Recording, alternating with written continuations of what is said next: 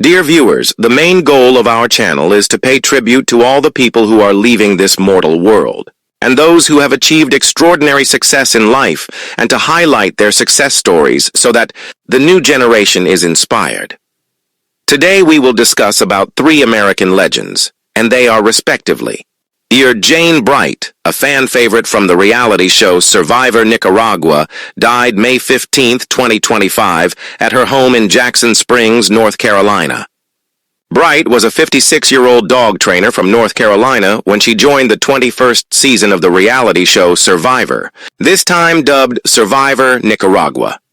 Charles Strouse, the Tony Award-winning composer behind the classic musicals Annie and Bye Birdie, died May 15, 2025, at his home in New York City at the age of 96. Strouse launched his career at the very top. His first Broadway musical was 1960's Bye Birdie. It was a huge hit that was also adapted into a popular film and spawned enduring songs like Put on a Happy Face.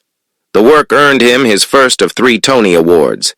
Robert Benton, a screenwriter and director known for Bonnie and Clyde, Kramer vs. Kramer, and Superman, died May 11, 2025 of natural causes at his home in New York City at the age of 92. Let's discuss in detail now Jane Bright, a standout contestant from Survivor Nicaragua, Season 21, captivated audiences with her resilience, humor, and unfiltered authenticity.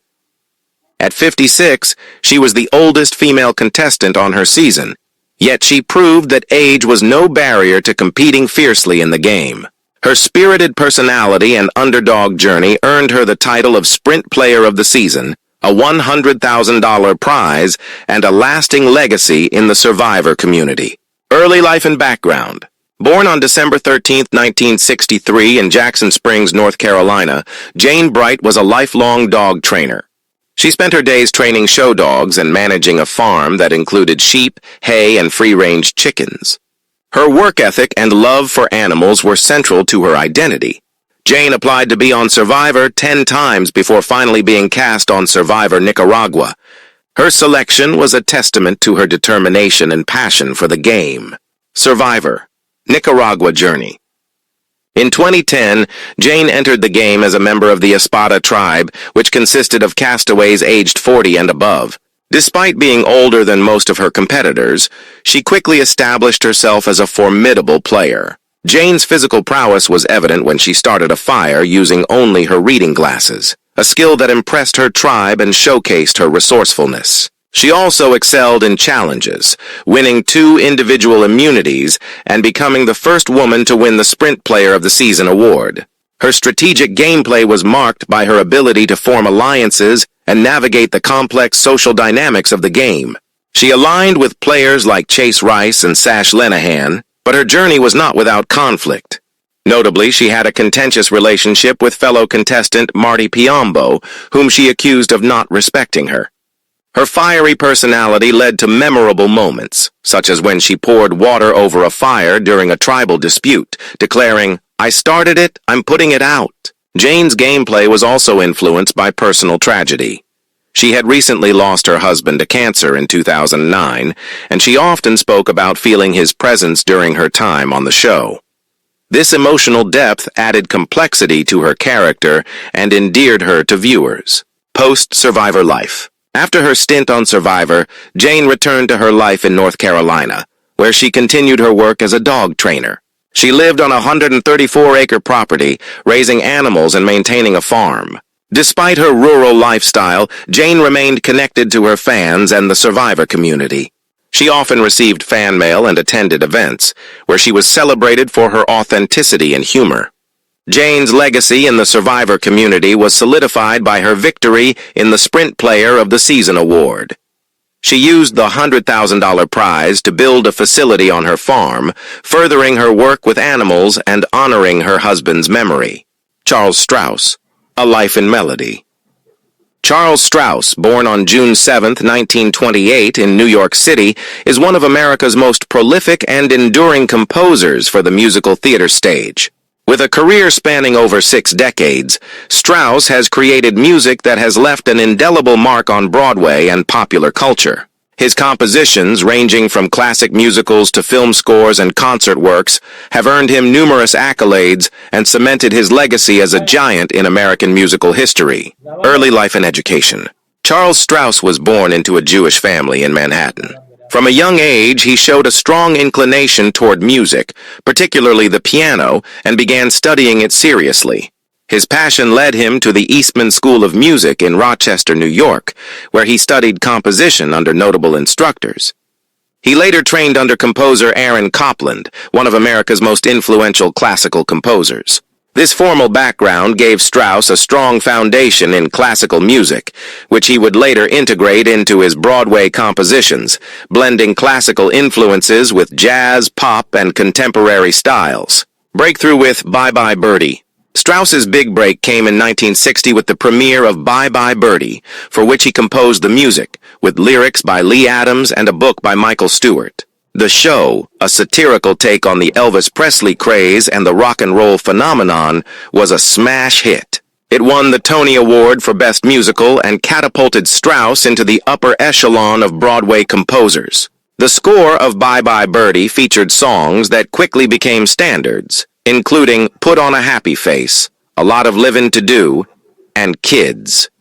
The show's youthful energy and clever humor struck a chord with audiences, and it became one of the first musicals to directly reflect the attitudes and culture of American teenagers.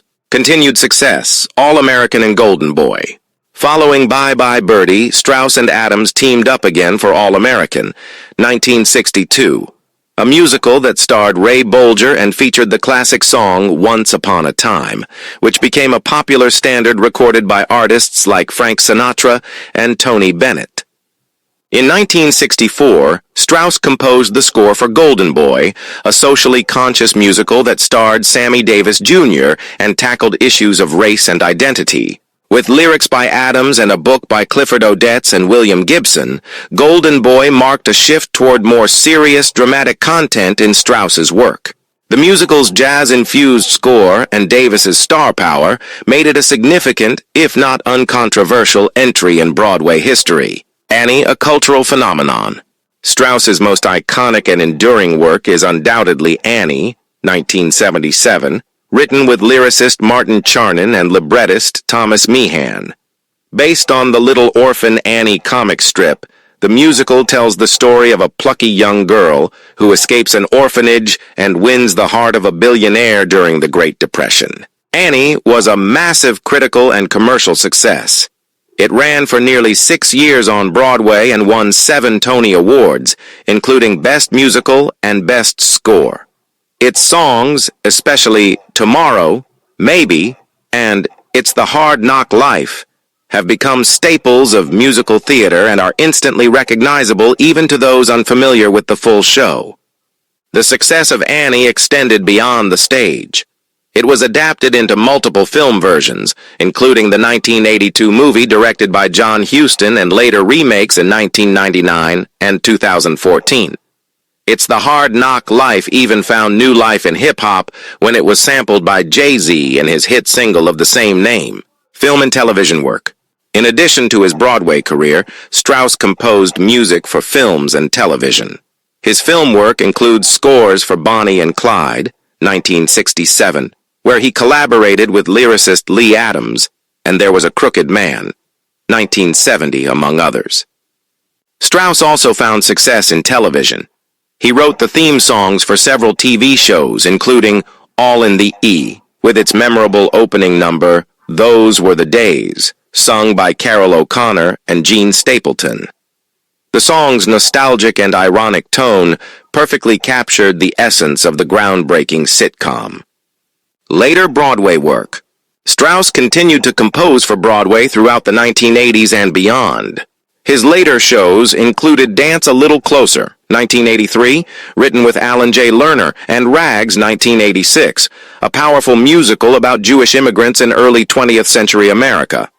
Though not as commercially successful as his earlier work, Rags has gained a cult following and has been revised and revived in various forms. Other musicals included Nick and Nora, 1991, based on the popular detective characters from The Thin Man, and Annie Warbucks, 1993, a sequel to Annie.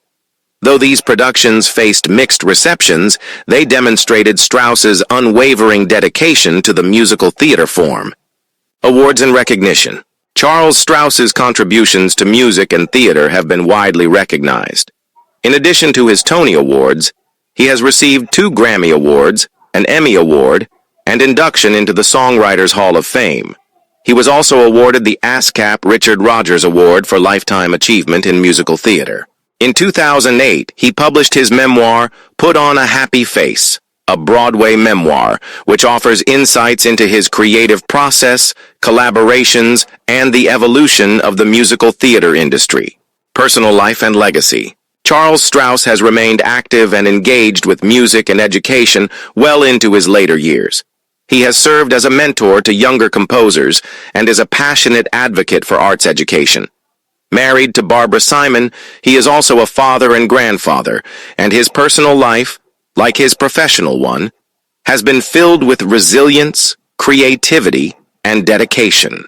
Strous's music is characterized by its melodic inventiveness, emotional depth, and stylistic diversity. Whether composing show tunes that bring joy and laughter or tackling themes of injustice and perseverance, his work speaks to the human spirit in a uniquely American voice. Influence and cultural impact. Few composers have had the kind of impact Charles Strouse has had across so many facets of popular culture. His songs have been performed by some of the greatest entertainers in history, and his musicals continue to be performed by schools, amateur groups, and professional theaters worldwide. Through the optimism of Annie, the satire of Bye Birdie, and the pathos of Rags, Strouse has helped shape the sound of American musical theater. His work not only reflects the times in which it was written, but also transcends them, continuing to resonate with new generations. Robert Benton, a master of character-driven cinema. Robert Benton, born on September 29, 1932, in Waxahachie, Texas, is an American screenwriter and film director whose thoughtful, character-driven narratives have earned him a distinguished place in Hollywood. Over a career spanning more than 5 decades, Benton has crafted emotionally resonant films that delve into the intricacies of human relationships, morality, and the American experience. His work has been widely recognized, including 3 Academy Awards, and his influence continues to permeate American cinema. Early life and education. Growing up in Waxahachie, a small town near Dallas, Benton was immersed in storytelling from a young age. His parents, Dorothy and Elmer Benton, supported his early artistic interests. He was deeply affected by the rich oral storytelling tradition of the South, as well as by literature and cinema. This upbringing would later inform the intimate, grounded tone of his films. Benton attended the University of Texas at Austin, and later transferred to Columbia University in New York, where he pursued studies in art and literature. His passion for storytelling and narrative structure was nurtured during these years, though his entry into the film industry would be anything but direct. Early career, magazine, and screenwriting. Before breaking into film, Benton worked in publishing. He served as the art director for Esquire magazine in the early 1960s, where he collaborated with writer David Newman. Their creative synergy led to the duo co-authoring a book titled The In and Out Book in 1964, a satirical take on fashion and culture. The collaboration between Benton and Newman was not limited to publishing. It evolved into screenwriting, setting the stage for Benton's entrance into Hollywood. The turning point came when Benton and Newman co-wrote the screenplay for Bonnie and Clyde, 1967. Directed by Arthur Penn and starring Warren Beatty and Faye Dunaway, the film redefined American cinema with its stylish, violent, and morally complex portrayal of the infamous outlaws. Bonnie and Clyde was a landmark in the new Hollywood movement, and the screenplay earned Benton and Newman an Academy Award nomination. The film's success established Benton as a serious talent in Hollywood. Directorial debut and rise. Following his success as a screenwriter, Benton made his directorial debut with Bad Company, 1972, a revisionist western that explored the disillusionment of youth during the Civil War. Co-written with Newman, the film starred Jeff Bridges and was noted for its moral ambiguity and dark humor. Though not a commercial blockbuster, Bad Company was critically respected and marked Benton as a director with a distinctive voice. He followed with The Late Show, 1977, a neo-noir comedy starring Art Carney and Lily Tomlin. The film was praised for its sharp writing and performances, blending elements of classic detective stories with offbeat, humanistic humor. Benton's ability to balance genre conventions with deep character work became a hallmark of his style. Breakthrough with Kramer vs. Kramer. Benton's breakthrough as a filmmaker came with Kramer vs. Kramer, 1979, a film that addressed divorce and child custody in a raw, emotionally resonant manner. Based on the novel by Avery Corman, Benton wrote and directed the film, which starred Dustin Hoffman and Meryl Streep. The story of a father fighting for custody of his son after his wife leaves them was groundbreaking in its empathetic portrayal of male vulnerability and parental roles. Kramer vs. Kramer was a major critical and commercial success, winning 5 Academy Awards, including Best Picture, Best Director, and Best Adapted Screenplay for Benton. The film's emotional honesty and nuanced character development marked the peak of his career and solidified his status as one of the foremost filmmakers of his generation. Continued success.